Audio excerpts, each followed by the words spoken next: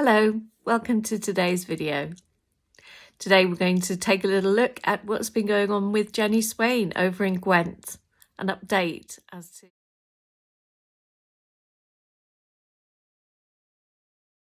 So as you know by now, I have got a real interest in this case because having never met Jenni Swayne at all, she just seems like a really decent woman, and the way she's been treated is dreadful. So I'm going to continue to follow this case. So as you know, the police made some investigations into Jenni Swayne's stickering. They actually arrested her. They bundled her into the van, treated her very roughly. They raided her house. They removed a lot of her property, and they did not give the impression that they were being fair. So I'm happy to tell you that Jenni reported that her possessions have been returned in the main. I was due to have my paints etc. returned from Gwent Police today. Chap can't make it, not a problem, and I got a nice apology email. I'm worried about my yellow notes that were in the book. They were full of thoughts and ideas etc. But they are gone. I want them back. So relieved that there's no chance that Jenni Swayne is going to be facing any charges now. That's brilliant, but we do want her stuff back. All of it. Please.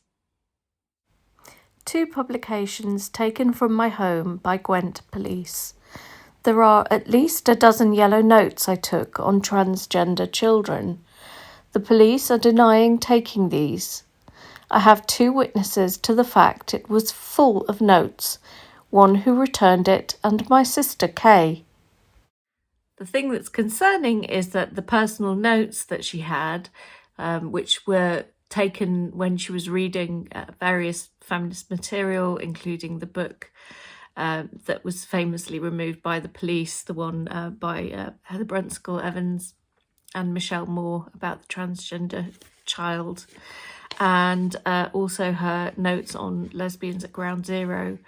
Those personal notes haven't been returned, and we want to know why. Because we know that there's a chain of evidence. We know that everything is signed for. We know that things don't just get put in a drawer and forgotten about. Things that are removed by the police are evidence, and they are very, very carefully looked after. Today, 2 things related to activism and the police happened. The case I brought to the police a few months ago for multiple death and bomb threats I have received, I reported 3, but there were many others, have been shut because police are unable to locate the perps, and Yahoo won't share information with the police outside the US, apparently. Then, Quiet Pina revealed that my lesbians at Ground Zero research on the cotton ceiling was taken by the Gwent police when she was arrested for putting up posters. So it's absolutely incredible that Angela Wild, firstly, has had all these terrible death threats and no action from her local police force, you know, and some of those threats are likely to be credible. That's shameful.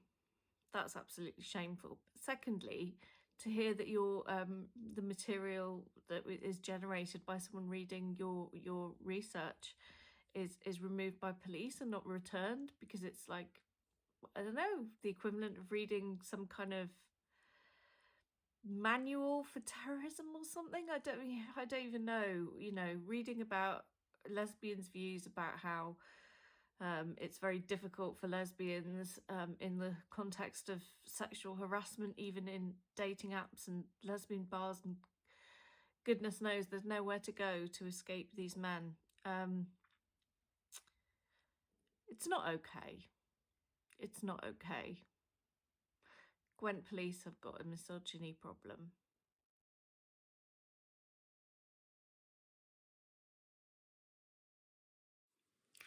Before there was Jenni Swayne, Newport was famous for something else. Newport was famous for a band called the Goldie Lookin Chain, who were known for such hits as Your Mother's Got a Penis,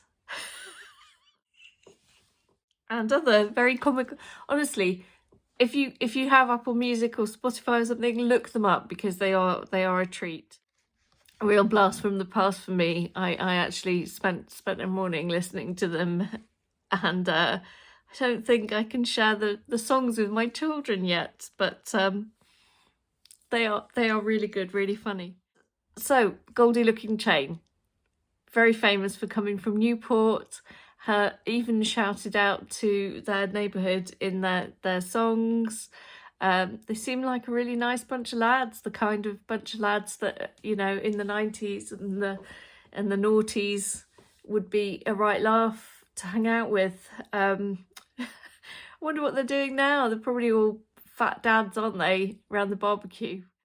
They wanted to play at a local pub venue, who booked them, and of course this isn't good enough.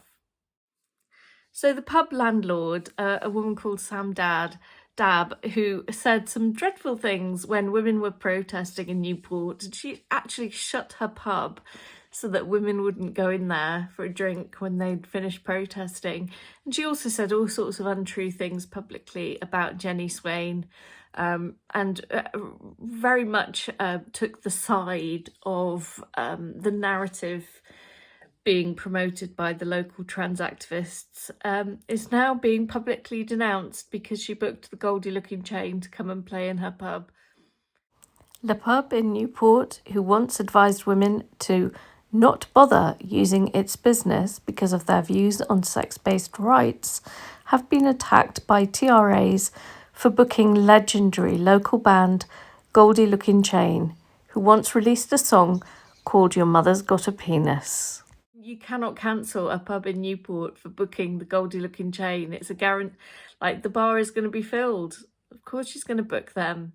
They're the most... Booking the GLC, whose hits include Your Mother's Got a Penis, doesn't strike me as the action of a music venue that stands with trans women. They're the most famous band to come out of Newport. I'm a regular. I don't feel safe until I'm clear on what's going on here. And they're a lovely bunch. Of course she's going to book them. Who are these people who've clearly never run a business, never been involved in any way with actually putting food on the table for their families? It's just crazy. So Sam Dabb is about to realise that nothing is ever enough for these activists. You can prostrate yourself. You can prostrate yourself, you know, in front of their gender gods. You can swear allegiance to the crown of gender. You can do whatever you want, but ultimately, if you're a woman, it will never be enough, and there will come a point at which they will turn on you, because these are like extreme misogynists. Their major overriding emotion is that they hate women. You know, they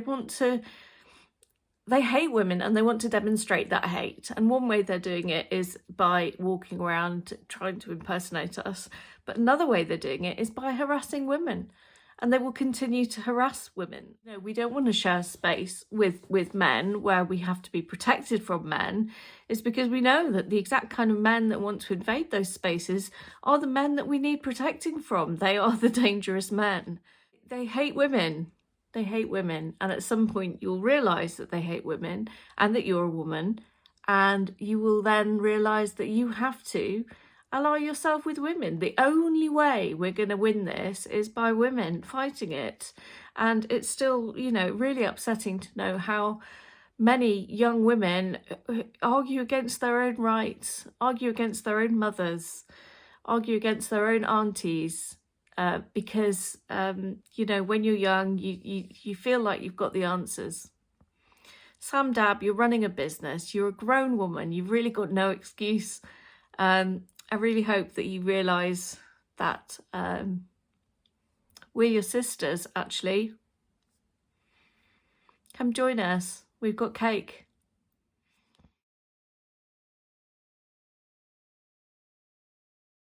Meanwhile, Jenni Swayne is continuing her turfing in the local area, and it's lovely to see that she's been getting out with the other local women doing street stalls as part of the Respect My Sex campaign. Oh dear, Gwent police had reports of the Respect My Sex message being not very nice. These lovely PCSOs disagreed, though, read our leaflets too, smiley face, and we rocked on with our stall, spreading the message in Newport. Which of course Gwent police have swooped down on just to check that they're not, thinking thoughts that they might have read in a book by Heather Brunskill Evans, or, thinking about lesbians as reported by Angela Wilde. Never change, Gwent police. Women won't weeshed. Imagine actually being the person who calls the police to tell them that some women were being not very nice. Respect my sex. Women's rights are human rights.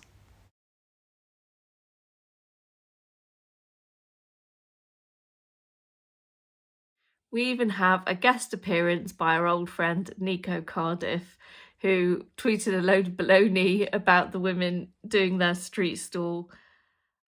If you're in Cardiff today, avoid Queen Street. There's TERFs leafleting at the Nye Bevan statue. It's not safe to be near them if you're trans or queer. Don't engage them. Don't try to counter-demonstrate. You just stay away. Trust me. I've just narrowly avoided them after going to catch a bus while carrying big Tatra, intending to take it to a friend's. They're shouty. There's kids with them. It's not good. Also, big thank you to the two awesome folk from the Socialist Party who accompanied me to my bus. Honestly, Ellie, Layla, whatever you want to call two, who I believe is also a sharing your body as another whole entire personality. It's lovely that you walk around with a picture of a tram. I think that's quite sweet.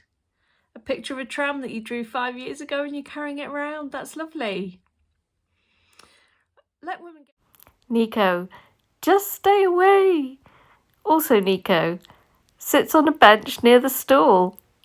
Let women get on with their own stuff. And if you're worried about people that are doing a street stall, just go and sit on a bench at the other side of the street. Narrowly avoided them. Didn't you go and sit right beside them? Yep, closest seat to us for about an hour in total. Some people just love playing the victim. You don't have to sit right next to them and then tweet about how scary it is and how you might have been followed or they might have shouted at you and stuff. I should clarify, it's not that group that was shouty. It was another woman by St. David's. They may or may not have been associated. I don't know.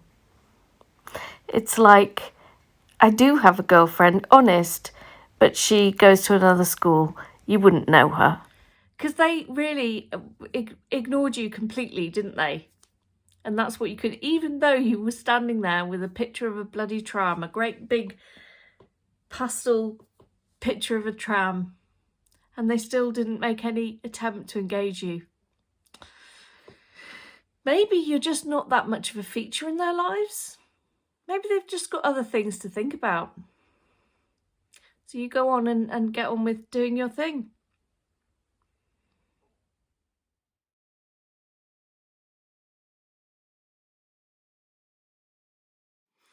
So where we're up to with Jenni Swayne is that her possessions have mostly been returned by the police and they are not going to be pressing any charges against her, which is great news. We're still waiting for some of her personal notes to be returned. So I'll keep you updated with that. Meanwhile, in the Newport area, Goldie Lookin Chain continue to be popular and play in local pubs, which pleases me no end. And Nico Cardiff continues to do whatever it is he does, walking around with great big pictures of trams and worrying about women. Gwent police continue with their institutional misogyny. I'll be keeping an eye on that too. And that's where we're up to with the events in Newport Gwent. Thanks for watching today's video. Welcome to new subscribers. If you haven't subscribed yet, please do hit that subscribe button. Do consider leaving me a like or a dislike. Join the conversation. It's a lovely community. Jump in, make a comment if you like. Anybody that leaves me practical support through my PayPal, thank you so much. I really appreciate it. So that's it. I doubt I'll get a video out over the weekend, so I'll see you again next week. Until then, take very good care of yourself, and I'll see you soon.